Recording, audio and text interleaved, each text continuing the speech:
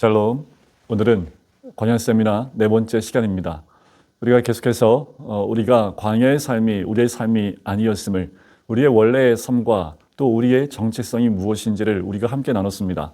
우리가 꼭 기억해야 될 것이 여기에 있습니다. 나의 정체성이 무엇이고 또 내가 회복해서 하나님이 원하시는 나의 삶이 무엇인지를 알아야 된다는 거지요. 이 땅에서의 삶이 다가 아닙니다. 또 이 땅에서의 삶 가운데 우리가 사는 현실의 모습이 다가 아니라는 거지요. 매 순간마다 다가오는 그 사건들과 매 시간마다 우리가 겪게 되어지는 사건과 사고와 관계와 또 여러 가지 모든 어려움 가운데서 하나님이 그 모든 것을 주관하고 계시고 그 모든 걸 통해서 우리를 훈련하고 계시다라는 겁니다.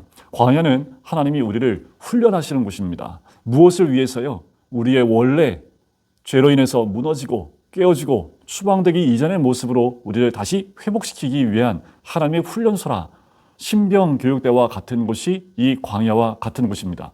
여러분, 우리가 예수 그리스도를 믿음으로 예수님의 십자가 사역을 통해서 이미 죄는 십자가 위에 죽은 줄 믿습니다. 이미 죄는 십자가에 죽었고 또 이제 예수 그리스도의 생명으로 다시 새 생명으로 태어나는 것이 우리입니다. 그럼에도 불구하고 바로 하나님 나라로 들어가지 못하고 광야라는 일정한 훈련소를 통과해야 된 이유가 무엇이냐 하면, 우리가 새 생명을 얻고 새 피조물이 되었지만 여전히 내 안에 자리 잡고 또아리를 틀고 있는 죄성과 또 세상적인 체질과 그리고 아직도 벗어나지 못한 세상 언어 그리고 내 자아의 언어, 이런 것들을 가지고는 하나님 나라에 들어갈 수 없기 때문에 그렇습니다. 왜요? 우리는 영성을 가진 하나님의 대행자와 대언자로서의 삶을 살아야 되는데 지금 이 모습 이대로 가지고는 그 삶을 살아갈 수가 없는 거지요. 자, 하나님이 광야를 통해서 훈련시키는 이유가 무엇일까? 신명기 8장 3절에 한 절을 통해서 간단하게 요약을 좀 해주셨습니다. 너를 낮추시며 너로 줄이게 하시며 또 너도 알지 못하며 내 열조도 알지 못하던 만나를 내게 먹이신 것은 사람이 떡으로만 사는 것이 아니요 여호와의 입에서 나오는 모든 말씀으로 사는 줄을 너로 알게 하려 하심이라. 그래요, 이 광야라는 것은 우리를 낮추시는 곳입니다. 그리고 이 땅에서의 삶이 떡으로 사는 것이 아니라 말씀으로 사는 것, 그것을 우리가 훈련하는 곳이 광야입니다. 우리 힘으로 살 수 있어요? 끝없는 광야입니다. 내가 가지고 있는 능력으로요? 끝없는 광야입니다. 우리가 광야를 통과할 땐 철저하게 여호와의 말씀, 그 말씀으로 사는 줄을 우리로 하여금 깨닫게 하고 알게 하는 것이 이 광야입니다.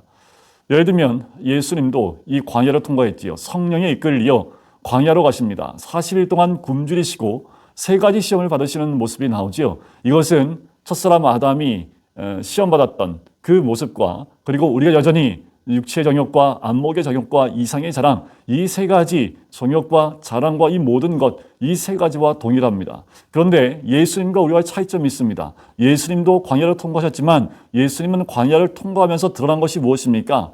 예수님에겐 죄가 없어요. 죄성이 없어요. 그러니까 뭐가 나요? 죄성이 드러나는 것이 아니라, 인성이 드러나는 것이 아니라 신성이 드러날 수밖에 없는 거지요. 무엇으로요? 예수님도 말씀입니다. 말씀으로 그 모든 시험을 이겨내시지요.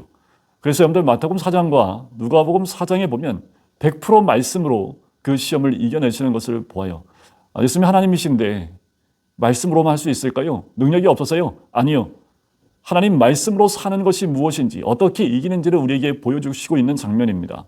하지만 죄성을 가지고 있는 우리를 광야를 통과할 때마다 드러날 수밖에 없는 것은 우리의 죄성입니다. 죄된 인간의 모습은 우리 안에 아직도 우리를 붙들고 넘어뜨리고 또 우리로 하여금 또 원망하고 불평하게 하는 그 모든 것들이 광야를 통해서 드러나게 되는 거지요. 그런데 이것을 기억하셔야 됩니다. 광야는 나의 원래 모습과 직면하는 곳입니다. 우리는 그렇게 잘나 보이지 않습니다. 우리는 그렇게 성숙하지도 못합니다. 우리는 그렇게 잘나지도 못했고요. 성격도 그렇게 좋지도 못합니다. 누구에게 보일 때는 그렇게 보일지 모르지만 우리 스스로를 보면 여전히 내 안에 그렇지 못한 모습을 발견하는 거지요. 광야는 이런 나의 모습을 직면하는 곳이다 라고 보시면 됩니다. 그래서 광야는요, 여호와의 말씀으로 살아내는 곳이 광야입니다. 다른 것 없어요. 또 광야에서는 여호와의 약속을 붙들고 사는 곳이 광야입니다.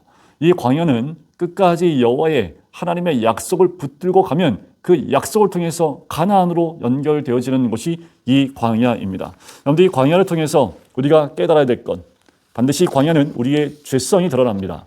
그리고 세상적인 육적인 체질이 드러나게 돼 있고 우리의 변화되지 못한 언어가 반드시 드러나게 되어져 있습니다. 그런데 이 광야는 또 다른 말로 표현하면 이렇게 말할 수 있습니다. 광야는 주도권이 바뀌는 것이에요.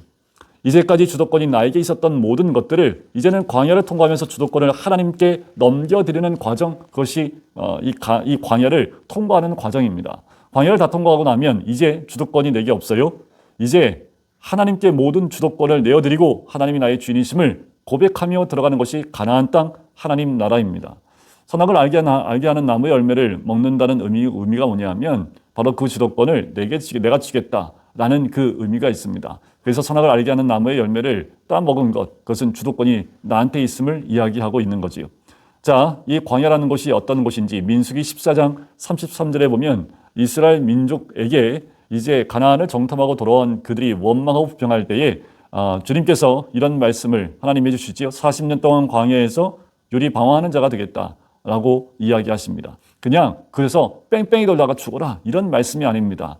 결국은 그들의 죄성을 가지고는 하나님의 나라에 들어갈 수 없기 때문에 그 죄성을 다 빼낼 때까지 그 광야를 돌아야 됨을 얘기합니다.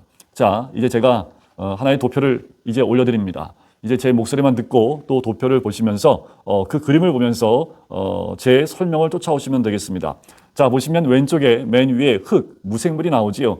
우리 사람을 뭘로 만들었어요? 흙으로 만드셨지요. 원어에 보면 먼지입니다. 자, 흙은, 이 먼지는 생물입니까? 무생물입니까? 무생물이에요. 생명이 없다라는 겁니다. 무가치한 것이에요. 아무것도 아닌 겁니다. 그런데 하나님이 그 흙으로 만드셨죠. 뭐를요? 아담을 만드셨어요. 사람을 만드셨습니다. 자, 그래서 성경에 보면 하나님을 토기장이라고 표현을 하고 있습니다. 하나님이 토기장이 저희가 되어서 이 흙을 빚어서 우리를 만드시는 그 과정, 이게 광야입니다. 자, 흙을 빚어서 사람을 만들어요. 그 다음에 아담의 코에 생기를 불어넣습니다. 그랬더니 뭐가 돼요? 생명이 된 거지요. 살아있는 자가 된 겁니다. 뭐가 살아있는 자예요? 하나님의 영이 함께하는 자가 살아있는 겁니다. 성령이 함께하는 자가 살아있는 겁니다. 하나님의 영이 함께하는 자는 하나님의 음성을 듣고 하나님 말씀 가운데 거하는 자가 되는 거지요. 그렇게 하나님은 우리를 만드시고 조물락조물락 만드셔서 우리를 이렇게 사람으로 만드시는 거지요. 하나님과 교제하고 하나님과 관계하는, 이제 그 아담에게 자유의지를 주셨는데 너희가 선악을 알게 하는 나무의 열매와 생명나무의 열매, 이것을 먹을 수 있지만 선악을 알게 하는 나무의 열매는 먹지 말라라고 얘기하지요. 하지만 거짓의 아비가 이 하나님의 음성을 뒤흔들어 놓습니다. 결국 죄를 짓게 된 이 아담은 쫓겨남을 당하게 되지요. 그래서 세상으로 쫓겨나게 됩니다. 이제 하나님이 예비하신 에덴이라는 땅에서 쫓겨남을 당해서요, 세상으로 갑니다. 그 가운데, 그 많은 사람들 가운데 하나님이 아브라함을 구속하여 그를 다시 가나안 땅으로 인도하는 과정 가운데 한 사람을 지목하지요. 그 아브라함이 있었던 곳이 어디예요? 갈대아 우르입니다. 대표적인 것이 갈대아 우르로 등장하지만 이곳은 우상이 팽배한 땅입니다. 우상이 난무한 땅이에요. 우상이라는 건 무엇입니까? 하나님 대신 그 자리에 세워지는 모든 것이 우상입니다. 돈이 세워질 수도 있어요. 사람일 수도 있습니다. 다른 무엇일 수 있습니다. 그 모든 것들이 팽배한 땅, 그것이 대표적인 갈대아 지방에 있는 우르 땅이라는 거예요. 거기서 아브라함이라는 사람을 불러내십니다. 불러내면서 뭐라고 그래요? 내가 내게 지시할 땅으로 가라. 내 아버지와 친척과 그리고 내 고향을 떠나라고 얘기하지요. 내 본토 친척 아버지의 집을 떠나 내가 내게 지시할 땅으로 가라. 그래서 이 음성 듣고 떠난 사람이 아브라함입니다. 자, 아브라함이 가나안 땅까지 들어가는 데는 대략 40년이 걸립니다. 아니요. 땅으로 들어가는 데는 얼마 걸리지 않습니다. 75세에 부르셨지요. 100세에 이삭을 낳습니다. 하지만 100세가 됐을 때에 그 아브라함이 훈련이 끝난 게 아닙니다. 언제 끝나요? 창세기 22장에 보면 이삭을 바치는 그 순간에 아브라함의 모든 훈련이 끝납니다. 75세에 나왔어요. 그리고 22장에 이삭을 바칠 때쯤 되면 대략 40년의 기간이 된다는 것을 알 수 있습니다. 아브라함은 단계적으로 훈련받는 과정이 나와요. 외적인 부분이 훈련되어지고 그 다음에 내적인 부분이 훈련되어져서 결국은 하나님이 아브라함을 인정하십니다. 내가 네 아들 이삭이라도 나에게 드리는 것을 보니 이제 내가 나를 경외하는 줄을 내가 알겠다라는 거지요. 그리고 가나안에 들어가게 됩니다.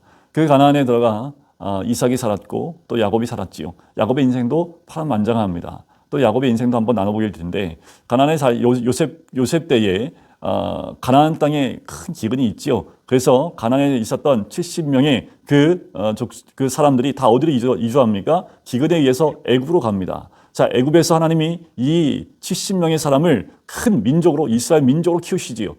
장전만 60만 명입니다. 그 사람을 키워서 다시 그들을 애굽에서 데리고 나와 가나안 땅으로 인도합니다. 하나님의 언약은 가나안 땅에 있습니다. 그들이 애굽에 살았다 할지라도 400년을 살았다 할지라도 하나님의 언약을 붙들고 다시 가나안 땅에 들어오기를 원하셨던 거지요. 그래서 리더인 모세를 세워서 다시 가나안으로 가는 여정이 시작되어지지요. 그게 40년입니다. 40년 과연 생활 가운데 전쟁도 있었습니다. 먹을 것도 떨어졌어요. 마실 물도 없어요. 그 모든 과정들, 또 홍해 앞에서, 바다 앞에서 죽을 뻔한 그 상황 가운데 홍해를 통과해서 들어가기도 하고요. 요단강이 갈라져서 가나안을, 그 달라진 요단강을 통과하여 가나안 땅에 들어가는 그 모든 여정들, 이스라엘 민족이 광야를 통과하는 그 여정, 그것을 통해서 우리에게 광야의 삶이 무엇이고 또 광야에서 어떠한 삶을 살아야 되는지, 또 어떻게 이들이 하나님을 대적하며 광야에서 유리방황했는지를 보여주고 있는 것이 이 이스라엘 민족의 광야의 삶입니다. 결국 이 이스라엘 민족을 광야에서 통과시키면서 하나님이 그들이 준 것이 성막이지요.